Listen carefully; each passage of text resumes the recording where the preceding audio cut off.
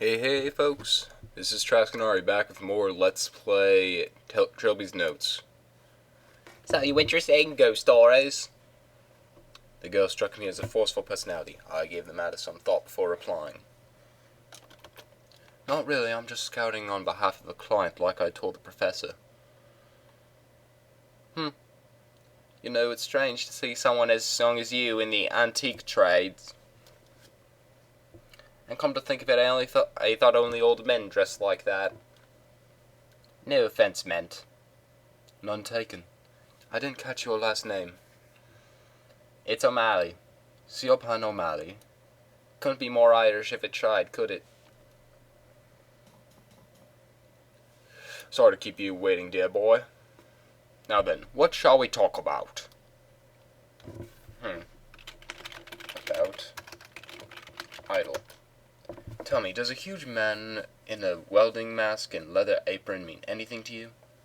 Not really. Should it? Never mind. It's a small African figure my client wants me to look into, resembling a rather ugly tribal god. That old thing? Honestly, despite its age, it's virtually useless. That's what I said. My client is very insistent. He is interested in the paranormal, and the idol featured in some of the more unlikely accounts of the Defoe Manor incident. Well, I don't suppose you should ask questions if this man of yours wants to take it off my hands, should I? I don't have it on me right now. It's been kept in the hotel safe for good keeping. Yes. Perhaps we can work out a deal after the favor with lots of money and money and money. I intend to display it with the other Defoe artifacts. Inwardly, I just wanted to get this mission complete as fast as possible. I didn't want to risk suspicion or giving off the wrong impression. That will be fine. So, just out of interest, what else have you picked up from the mansion? Odds and ends, basically. Some silverware and ceramics. Most of a burnt rocking chair. And the painting, of course. Painting? A landscape from a wall in the mansion's lounge. Of little artistic value, but the artist features prominently in Defoe Manor's colourful history. Matthew Defoe? That's him, yes. Bethan, she runs a hotel. She asked if she could display in the lobby. Instantly I recalled the sick feeling I'd felt in the lobby. I'd seen the painting, but paid it little heed. Oh. Are you feeling all right, Mr. Albee? You've gone rather pale. What? Sorry, I was distracted by my thoughts for a moment. Lost in history, aye? Something like that. Okay, I feel I should just let all you know, that scared the living shit out of me the first time I played this game. It went all stiff like you'd seen a ghost. You didn't see it? See what, Mr. Albee? I'm sorry, I have to go. Something's wrong. Oh, well, we won't keep you then. We'll see you later, maybe. My head was spinning and a sudden nausea churned in my gut. I rate this, personally, as the scariest of all the games. Mainly because it just has these flashes and a general creepy aura. The world seemed to be pulsating. The corners of the room wavering like a heat haze. And mainly because it has a feeling like your enemy isn't anything you personify. The whole game is your enemy. Where you are is your enemy. It's kind of like Silent Hill.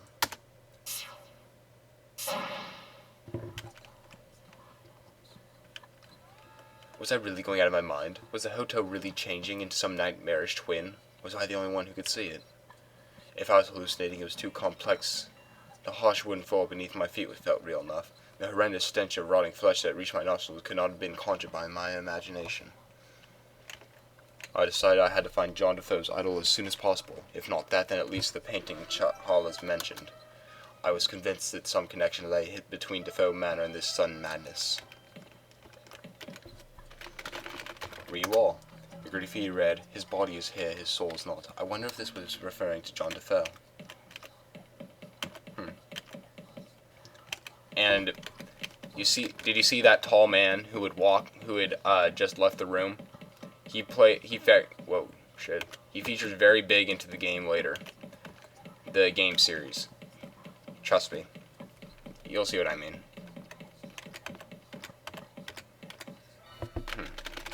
Papers. They appear to be entered from the diary. July 18th. Felicia and I took shelter from the storm in a decrepit old hotel in the forest. Decrepit? It seems to be completely deserted, so we bedded down on the floor in the lobby for the night. It's so peaceful here, the noise of the storm seems far away. July 19th. Exploring the hotel, it had become increasingly clear that the place was not as innocent as it first seemed. We found ancient corpses and evidence of terrible deeds in several rooms. The storm has cleared and we intend to leave as soon as possible. July 20th. I am certain now that devilry is at work. Every path we take through the forest brings us back to the hotel. We spent a whole day trying routes to no avail. Felicia keeps talking of a demon she fancies she saw in the hotel kitchen last night. Felicia is dead. I was too late to help her. I saw her murderer, just as she did. Perhaps I will be next. I am beginning to understand. July 23rd. The murderous figure in black, the one whose body is savagely stretched into mockery of form, is not the architect of this nightmare. Rather, this is the work of that hideous lord of the Forbidden Lands. Gods forgive me. July 25th. I built a shrine to my captor in the lobby in an attempt to appease it. Nothing has changed. I have no more food. The horror is starting to affect my mind. July 20th. I am certain my mind is going. I imagined for a moment that the hotel had changed. Had become finely decorated and welcoming as it must have been in the past. I blinked and it returned to its normal, hateful self. The next few pages are sprinkled with blood, obscuring some of the text. July 1st. What is his relationship to that disgusting beast? Is he a servant or a prisoner? Sometimes he acts alone. Sometimes at the behest of higher power. What does he want from me? August 3rd. He is after me now. I think I must have done something wrong. August 4th. It hurts. That was the last readable entry. I decided not to take them with me. They were covered in blood and all stuck together. Okay, fun times. The lobby too had been tainted. The painting I sought was absent. Presumably it only exists in the hotel's normal form. If that was the case, I needed to find a way back there to dispel this hallucination that was truly on my mind. At this stage, I was beginning to wonder if this really was all Defoe was doing. It didn't seem his style, somehow. The guy was a lunatic. But what other evil could possibly be the culprit? Next corpse. Good to see you doing that, buddy. Enter room. Oh, fine. Saw you. Open door.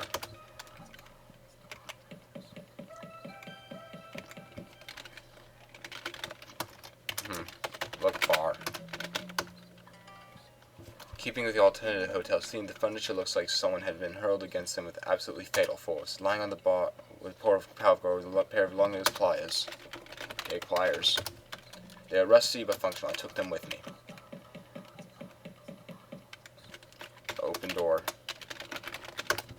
And yeah, that picture was of the prince. Oops, I said his name. Oh, nose. It feeds. Okay. Use pliers on corpse. The pliers were ideal for removing the nails. Yeah. Ah! Where'd the corpse go? I like how Trilby doesn't seem too shocked by this. Open door. Big envelope. Baffled, I took the envelope. It was strangely bulky and tore it open. A white pill bottle and a note fell into my hand. Here enclosed with the note was this report.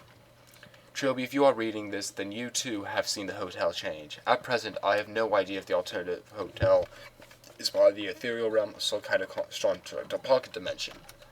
There's definite correlation between one's level of agitation and one's tendency to reality shift. Fear is your enemy. It leaves you shining like a beacon for whatever evil brought us to this place. Encloses a bottle of tranquilizers for my personal first aid kit. When you find yourself shifting to the other place, take a pill and try to calm down. The real hotel will return. Do not let it concern you. I am researching this phenomenon. Your task is to find Defoe. Good luck, Agent Lankman. Lankman's letter raised more questions than it answered. I pocketed the pill bottle. And I think I should take a pill. Instantly, I tipped a tranquilizer into my palm and swallowed it without matter. It quickly took effect. I felt the anxiety lift from the pit of my stomach, and my dismal surroundings seemed to feel less imposing. Then I felt that strange sensation to get lightheaded as the detachment of the world as around me began to quiver. Whoa. That was interesting. Next time. Oh, by the way, doesn't Trilby just look dapper now? I love his new outfit. And he still got that shining hat. And he did get that haircut he mentioned. Anyway, this has been Trascanari with Let's Play Trilby's Notes. I'll see you guys.